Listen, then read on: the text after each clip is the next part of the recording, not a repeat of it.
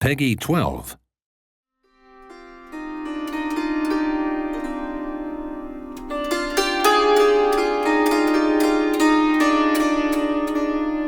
The medieval period from the 5th to the 15th century, the problem is records. For the first part of the Middle Ages, we have very, very few records. Then we start to have some records starting in the 9th century. There are things we know, in particular the hymns, so the songs, religious songs, which we know actually go back to this period around 400, 500 AD, that historians consider as the beginning of the Middle Ages. As for the instruments, we do have some representations, especially from the Romans, for who we don't have music.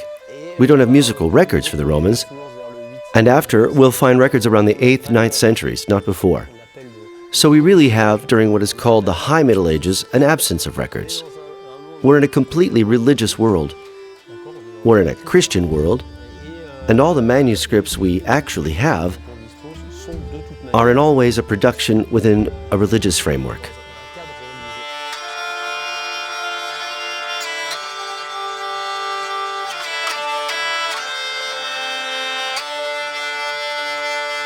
The conception of music in the Middle Ages was a modal conception, meaning that once we're in a mode, meaning a succession of notes, I remind you that in the Middle Ages we already had a scale that we know today, that we call the Pythagorean scale, do, re, mi, fa, sol, la, si, to explain simply.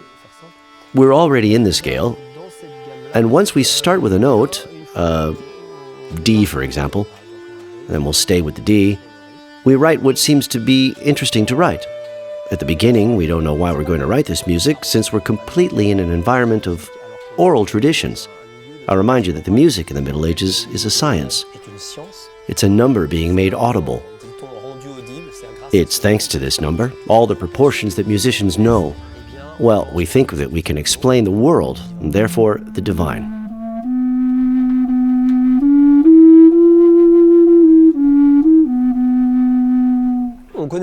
We know the big horns, especially the olifants, notably the olifants we can find in the Louvre in Paris.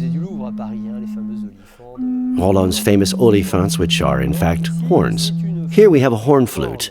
It's a melody recorded at the end of the 14th century in Spain in a collection called the Livre Vermel de Montserrat, that has 10 songs that were saved from the flames of Napoleon's armies that burnt the Abbey of Montserrat in the Spanish Pyrenees.